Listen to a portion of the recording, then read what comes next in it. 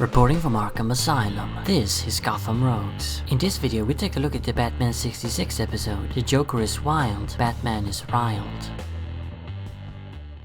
This two-parter, which served as the introduction of the Cape Crusaders' arch-nemesis, the Joker, on the show, was directed by Don Weiss and written by Robert Dozier. In the episodes, the Joker, old foe of the dynamic duo, makes a daring escape from prison and immediately launches a new crime wave in Gotham City, alerting the law to his crimes with clues. For his first caper, the Ace of Knaves attempts to attack a museum, showcasing a comedy hall of fame, excluding the Joker, and simultaneously steal a collection of jewels. This coup fails, however, as Batman and Robin interfere. The Clown Prince and his comic cronies manage to subdue the heroes though, but not for long, as Batman is able to reach his utility belt and grab a smoke bomb. This saves the dynamic duo, but the villains escape, and later in their hideout, the Harlequin of Hate reveals a new trick up his sleeve, a utility belt of his own. Tired of always being bested by the Cape Crusader due to the gimmicks held in that darn belt, the Joker plans to adopt Batman's methods for himself. Of course, as opposed to the batarangs, smoke pellets and other gadgets of the Cape Crusader, Joker's belt houses a variety of comedic gizmos fitting to his character. With this new weapon in his arsenal, the Ace of Knaves starts the biggest crime wave in Gotham City's history, and no one can stop him, not even the dynamic duo. So these episodes are a pretty faithful adaptation of the classic late Golden Age story, The Joker's Utility Belt from Batman number 73. A lot of people love that comic, but I've always favored Joker's Millions when it comes to Joker stories of that particular era. Still, really nice to see an adaptation of that story.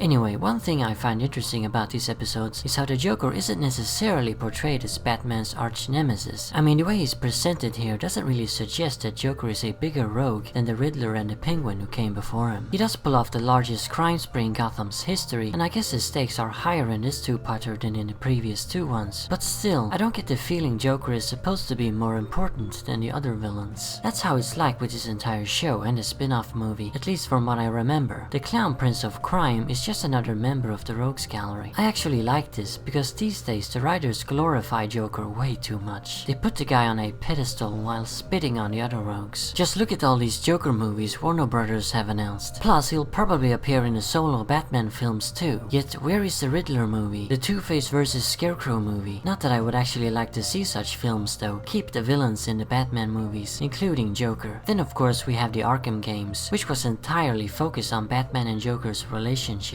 4 games devoted to that subject. You get my point. So yeah, it's refreshing to see the old Clown Prince as just another rogue. That way I enjoy him more too. However, there's an issue with these episodes that kept me from truly liking them. So Joker is portrayed as a comedic clown here. A goofy prankster with lots of silly gag tricks up his sleeve. Sounds just like how I want my Joker to be depicted. But there's a pretty big problem that ruins it all. The Joker just isn't funny. Not at all. None of his jokes were any good. And he didn't really tell that many anyway. Most of the time he's just laughing hysterically. That's not how you're supposed to depict a crazy clown, laughing non-stop. He actually needs to be funny and deliver some hilarious lines. Another thing I want to nag about is the fact that Joker sends clues to his crimes to the police. Batman claims it's because the villain has a need to brag about his criminal genius, but really that's the Riddler's shtick, not Joker's. Of course, it isn't quite the fault of this show, as in the comics at the time the rogues did often borrow each other's gimmicks, especially riddles and clues. It seems like every single Batman villain used those at least once back in those days. But like I've said before, that is one aspect of older Batman comics I don't like. I've never really liked how Joker looked on this show either. Obviously the mustache, which Cesar Romero refused to shave off, is ridiculous. Why not just pick another actor? His outfit isn't really purple either, but more pink or magenta. Also the hair sometimes look very brown in certain scenes, while in others it's a nice green. Not sure why they screwed up so much with the Joker's visuals when they did a great job with Penguin and Riddler. As for Romero's performance, it's not really one of my favorites. Like I said, he laughs way too much. Of course, the Joker is supposed to laugh a lot, but here he laughs basically all the time. It would have been a bit more bearable if he actually said something funny between the laughter. Romero is full of energy in this role, and he clearly enjoyed playing it, but I can't help but feel there's something missing. Burgess Meredith's Penguin had that delicious smugness to him, while Frank Ocean's Riddler had the sudden mood changes between goofy Looney Tune to dead serious Psycho. show. There's nothing like that in Romero's performance. He just feels like a villain from a children's show, a cackling goofball. I kinda feel like I'm being disrespectful to the legacy of Cesar Romero's Joker, but what can I do? I have to be honest. I can't sit here and lie and just say it's all great, just because this show is so old and iconic. That's not to say though that his performance and Joker's depiction doesn't get any better in later episodes. They may very well do, although judging from memory, I've never really been the biggest fan of the 66 Joker.